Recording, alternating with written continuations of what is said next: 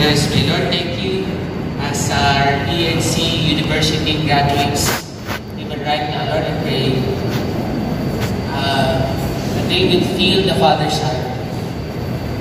And may the Holy Spirit help them to shift from the mindset of promotion to Heavenly Father's portion.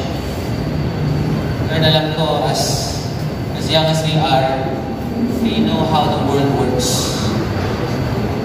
They will post so that they will be liked. They will do things so that they will be liked. Where in fact, you could save them of all the heartaches because they are part of your spiritual family.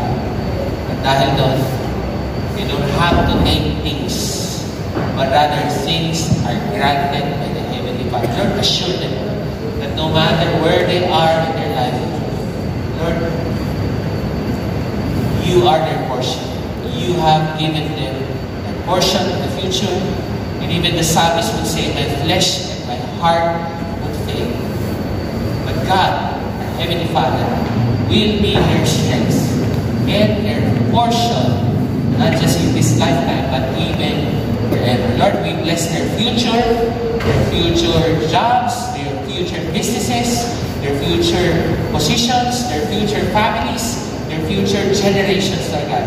For that is their portion. And Lord, those are all granted.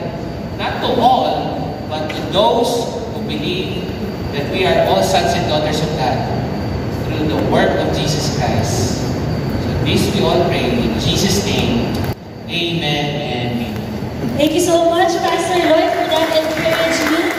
Truly, our leadership flows from knowing the heart of God. And ako din, Coach Ramian, no, na there are different people or there are different society or world out there that we need to reach out. And all of you are in charge to reach all of them. Kaya may mga vacant seats pa dito because we want to raise more leaders like you. Come on. And ako naman, Coach Christian, no, yung nakuha ko is that we have a portion, diba, from God. As His children, as His sons and daughters, meron tayong portion. And we are not to be complacent about it, but to hold on to it and share it to other people, diba, and other students as well. And sana ganun din kayo, students, no, na as you go back to the campuses, to your own classrooms, yun din yung isi-share ninyo, diba, sa mga classmates and friends ninyo. And dahil dyan, please group yourselves into 3. May processing pala. Tapos na yung klase, graduation na. So, ready na ba kayo? Are you excited? Graduates? Come on, di ba? Grabe imagine, sobrang tagal natin nag-aaral. And right now, diba, is the culmination of your faithfulness and your commitment. Okay, so now it's the time to honor you guys. Okay, again, for the fruit of your faithfulness and growth. Okay, so with that, Coach Christian? So ngayon, before natin i-honor yung mga graduates natin, i-honor naman natin yung mga nag-dress up talaga. Grabe. Okay, for this graduation.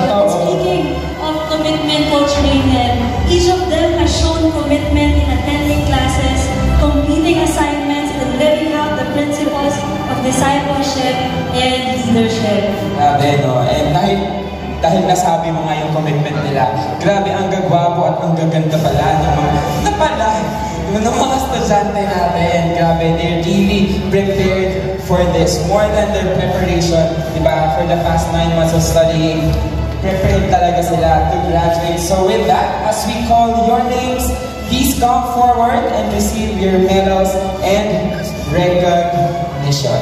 To assist in our awarding, we have Coach Eman and Coach Jai and our award presenters.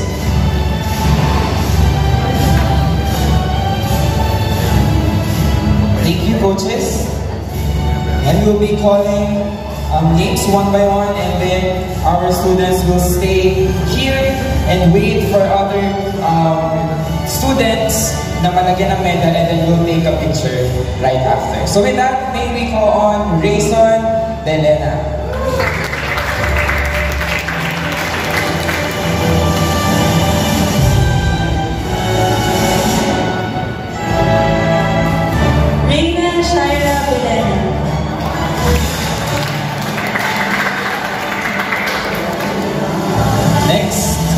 Bernice Vana Camacho.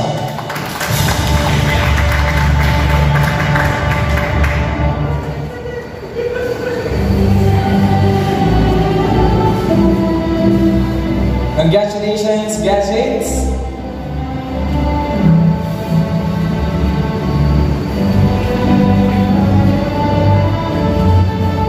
Alright, thank you so much. And Adrian Campos.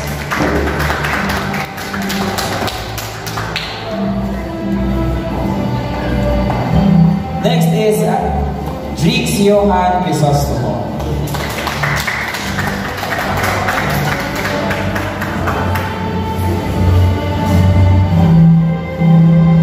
Azalia Kaina Cruz.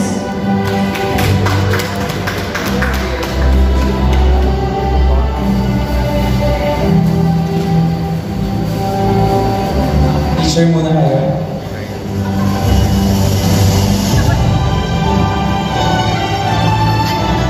Alright, congratulations, graduates. Next is we will go Ria Feliz de la Cruz.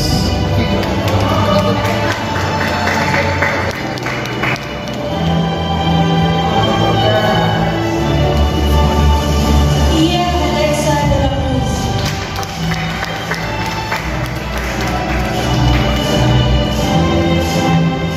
May we go on Sofia Damaris Judicial.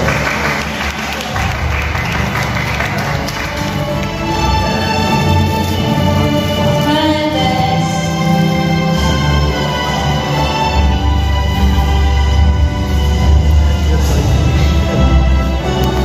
Congratulations. Next, David Carl Josh Golendo. Palakpakan naman natin ang mga graduates. Next is may we call on Marcos Andre Guito. Palakpakan natin sila, guys. Next is Angela Garcia.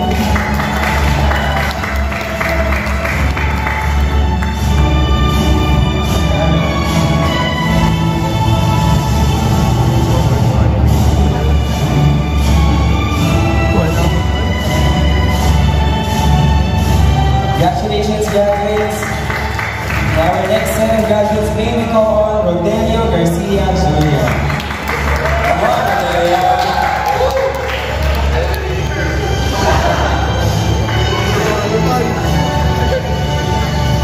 Ana Melea B. Manonso.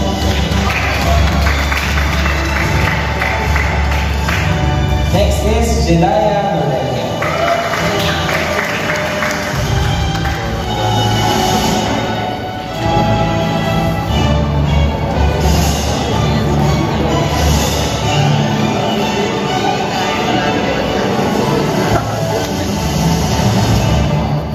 Thank you so much, graduates.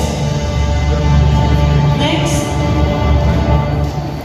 Princess Angela Pascual.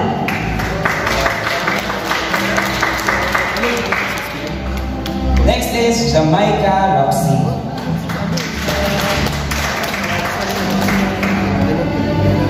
Justine Maris Racimo.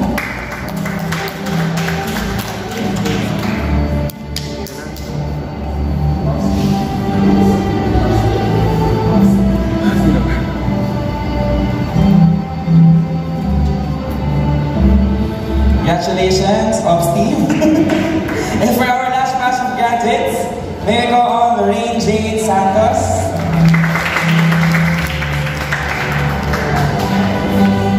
And last but not the least, may we call on Sean James Solian.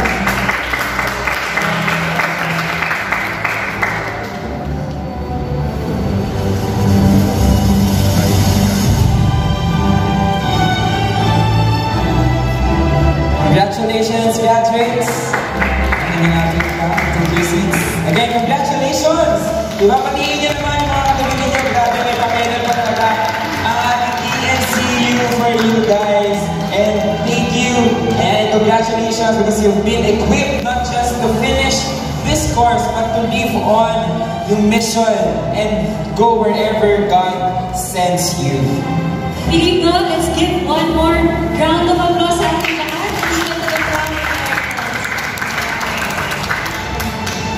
So on your ENC University journey, we recognize a few individuals who went above and beyond, living out the heart, mission, and excellence that ENC stands for. Kaya naman, Coach Rainiel, nasa exciting part na ba tayo? Yes, ito na ang exciting part. Parang kinakabahan na kayo. Diba? Ready na ba kayong tumayo ulit at magpunta dito sa stage? Yeah, because guys, some of you guys are awardees were even voted. Diba? Kayo pala bumoto nito eh.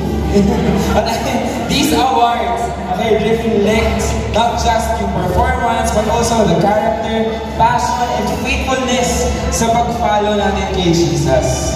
Okay, so, ready na tayo? Ready na, Coach Rainiel? Okay, for our first award is Missional Passion Award. Sino kaya ang makakuha ng Missional Passion Award? But before that, this award is for those who embody the heart of our movement. People who live on mission, boldly sharing the gospel wherever they go. Their lives reflect God's heartbeat for the lost, and they've shown a consistent desire to reach their friends, their classmates, and their world for Christ. Actually, Coach Rainiel, these people even went sa short-term mission trips this year. So, sino kaya yun? Okay, so our Missional Passion Awardees may we call on Azalia Kaina Cruz, Princess Pascual, and Valeria. congratulations, guys! Palakpakan na natin ang ating Missional Passion Awardees.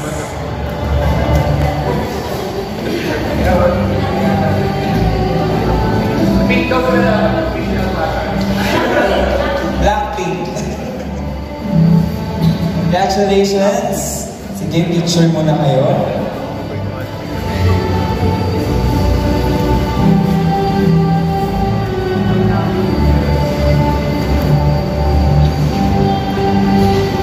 Thank you and Congratulations sa mga missioners.